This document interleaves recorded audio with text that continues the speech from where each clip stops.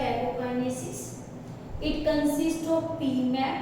One is the prophase or metaphase. In these diagrams, we study only the two phases. One is the prophase and metaphase. These are the stages of development in case of the animal. Animal cell withdraw rounded. यदि हम plant cell की diagram को study करेंगे तो हम rectangular shape of cell बनाते हैं। सबसे पहले देखो सेल कौन से फेज में थी? इंटरफेज में। इंटरफेज के बाद वो किस में जाती है? एम फेज में। इंटरफेज में सेल अपनी ग्रोथ कंप्लीट कर चुकी है। Cell is like this. In this diagram you see cell membrane present, centriole which are get duplicated in the S phase are also present. Nuclear membrane is the intact. This is the nuclear membrane. The thread-like structure is chromatin is present. Nucleus is prominent, and also Golgi complex and endoplasmic reticulums are present. But इसमें Golgi apparatus और endoplasmic reticulum को show नहीं किया। क्या क्या है interphase में? Nuclear membrane, cell membrane, nucleolus, chromatin and duplicated centriole are present. When the cell undergoes the prophase, proving early, this is the first phase of the karyokinesis. In the early stage, this chromatin material undergoes the process of condensation. यहाँ पे तो ये chromatin material सारा कैसा present है? Tangent मास like structure है, but यहाँ पे इनकी कंडेंसेशन होना क्या हो गई? शुरू। यहाँ ये ज्यादा टेंजेंट लग रहा है और यहाँ आके ये कैसा हो गया? अनटेंजेंट। यानी कि फर्स्ट अर्ली प्रोफेज मार्क्ड किससे होता है आपका? By the initiation of condensation of chromatin या chromosomal material. And this centriole which are formed during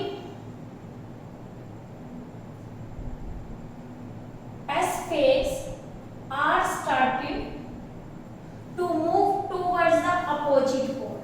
ये सेंट्रियोल दोनों यहाँ कैसे हैं? साथ साथ प्रेजेंट है। जैसे ये अर्ली प्रोफेज में गए, ये सेंट्रियोल्स ने अपोजिट पोल पे जाना क्या कर दिया? शुरू कर दिया। Now the centrioles begin to move towards the opposite poles. These are the poles of the cell. ठीक है, यहाँ भी सेल मेम्ब्रेन इंटैक्ट है, न्यूक्लियर मेम्ब्रेन यहाँ भी इंटैक्ट है, न्यूक्लियोलस यहाँ भी क्या होता है? प्रेजेंट होता है। ठीक है, फिर इसके बाद क्या हुआ?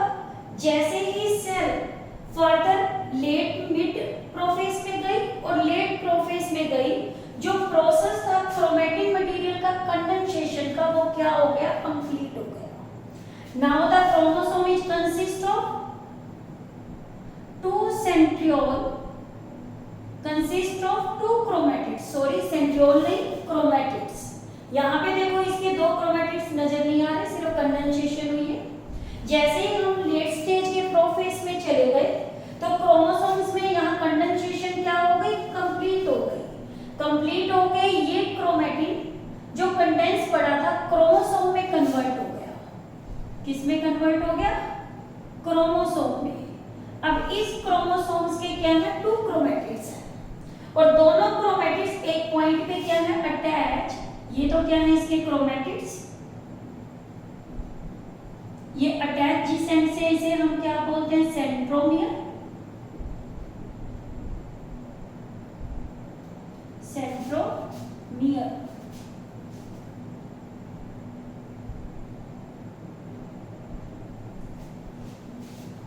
And there is difference in the nuclear membrane is also. Here the nucleus membrane get degenerate. यहाँ पे तो जैसे अर्ली पे तो इंटैक्ट रहती है, मिड स्टेज हम बीच की शो करें तो वहाँ स्टार्ट होती है। जैसे ही लेट प्रोफेज में हम पहुंच जाए, nucleus membrane disintegrate, nucleolus is also disintegrate. ये न्यूक्लियोलस है, ये भी क्या हो गया? डिसइंटीग्रेट हो गया। जो सेंट्रियोल थे ये अपोजिट पोल पे पूरे में पहुंच गए। अब इन सेंट्रियोल के साथ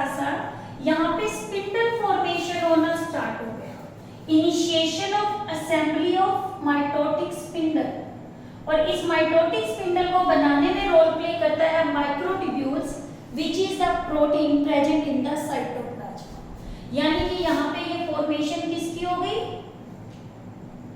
इनिशिएशन होने लग गई किसकी, स्पिंडल फाइबर की इनिशिएशन। यहाँ पे एक पॉइंट नोट करने वाला है, हम एनिमल स्टडी कर रहे हैं। एनिमल में जब स्पिंडल बनता है ये सेंट्रियोल यहाँ पे रेज बनानी शुरू कर देता है और इस रेज को हम क्या बोलते हैं, एस्टर। स्पिंडल बना, इनिशिएशन कहाँ हुआ था, लेट प्रोफेज में। लेट प्रोफेज की क्या क्या कैरेक्टरिस्टिक्स बताई, nuclear membrane, nucleolus, endoplasmic reticulum, Golgi complex disintegrate हो गए। क्रोमैटिन मटेरियल पूरा कंडेंस हो गया, कंडेंस हो गई, इसने क्या बना दिया, क्रोमोसोम बना दिया। और क्रोमोसोम्स की कितनी क्रोमैटिड्स हो गई, 2 सिस्टर क्रोमैटिड्स, 2 सिस्टर क्रोमैटिड्स। और किस पॉइंट पे अटैच थी, सेंट्रोमियर पे। और साथ साथ इनिशिएशन हो गई किसकी, स्पिंडल फॉर्मेशन की। बाद में ये वाली स्टेज क्या है, ट्रांजिशन टू मेटाफेज, यानी अब प्रोफेज किस में चेंज हो रही है, मेटाफेज में। तो यहाँ पे आप देखो स्पिंडल फॉर्मेशन भी हो गई। स्पिंडल फॉर्मेशन में यहाँ दोनों तरफ क्या है, एस्टर, और ये एस्टर कहाँ है, पोल पे। तो इसीलिए एनिमल के केस में ये वाला केस कैसा होता है, एम्फी एस्टर। बट प्लांट के केस में ये क्या होता है, एनेस्टर। यानी कि प्लांट के केस में सेंट्रियोल तो होते ही नहीं, तो वो एस्टर बनाते नहीं। बट एनिमल के केस में ये कैसे होते हैं, एम्फी एस्टर। और प्लांट्स के केस में ये कैसा केस होता है, एनेस्टर।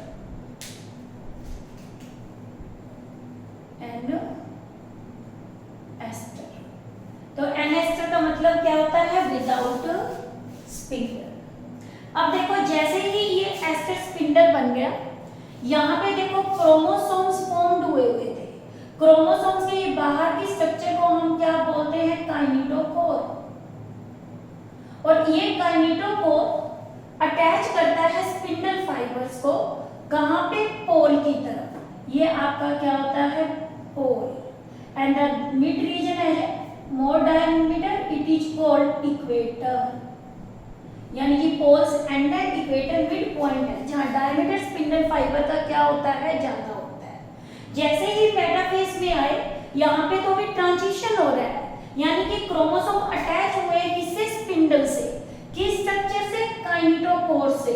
आप देखो एक chromatid, this is the single chromatid, this is the second chromatid, first chromatid, this is the second chromatid. एक क्रोमैटिड एक पोल से अटैच है काइनेटोकोर से, और दूसरा क्रोमैटिड दूसरे पोल के साथ, काइनेटोकोर के साथ क्या है, अटैच। और जैसे ही ये मेटाफेज में जाता है, मेटाफेज की सबसे बड़ी कैरेक्टरिस्टिक्स क्या है, ये क्रोमोसोम सब आके इक्वेटर पे अरेंज हो गए। इक्वेटर पे अरेंज हो गए तो यहाँ एक प्लेट की फॉर्मेशन हो गई, that is called metaphasic plate. And this metaphasic plate is formed at the metaphase stage.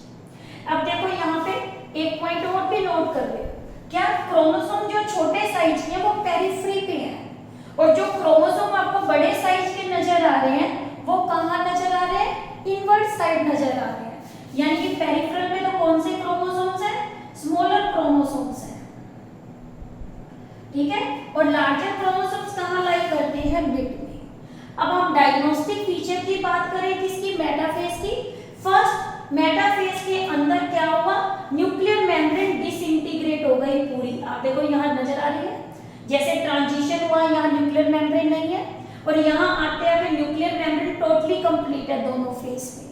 यानी कि न्यूक्लियर मेम्ब्रेन क्या हो गई, डिसइंटीग्रेट हो गई। अब ये क्रोमोसोम साइटोप्लाज्मा में आ गए। तो यानी कि फर्स्ट हमारी इंडिकेशन वहां क्या है, that is the disintegration of the nuclear membrane. इसीलिए क्रोमोसोम स्प्रेड हो गए throughout the cytoplasm of a cell. Second इसमें क्या है, क्रोमोसोम अपनी कंप्लीट कंडेंसेशन को क्या कर लेते हैं, कंप्लीट। इसीलिए क्रोमोसोम इसमें थिकेस्ट और कैसे होते हैं, शॉर्टेस्ट होते हैं। और इसमें स्पिंडल फॉर्मेशन क्या हो जाती है, कंप्लीट।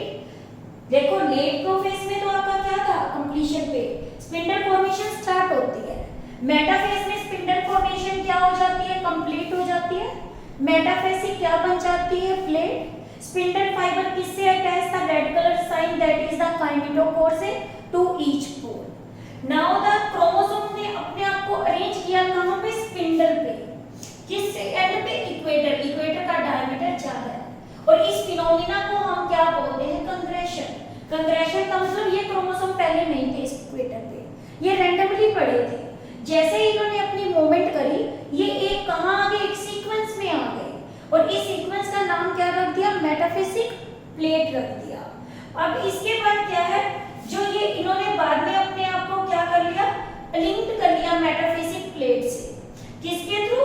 Spindle fibre. और ये दोनों एंड्स पे हैं।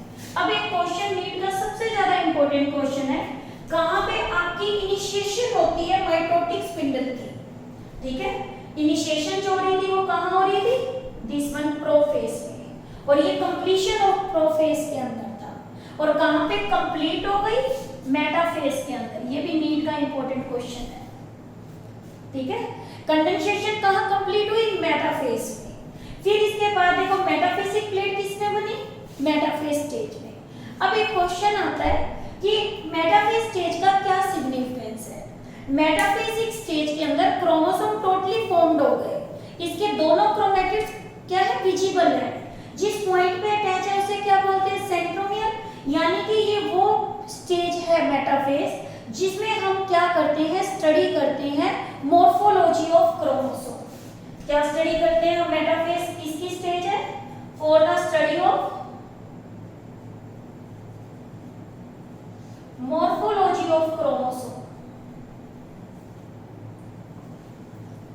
यानी कि क्रोमोसोम को जब भी हमने स्टडी करना है तो हम इसको किस स्टेज के ऊपर करते हैं? मेटाफेज। ये क्वेश्चन भी नीट का सबसे इंपॉर्टेंट क्वेश्चन है। This chapter is very very important from NEET point of view. 2 questions weightage है फुल चैप्टर के अंदर इसमें। अब देखो, जब मेटाफिजिक प्लेट में एक काम और कैरियोटाइप और इडियोग्राम, जितने भी हमारे कैरियोटाइप और idiogram we have also study in the concept during the chromosome study कि karyotyping study,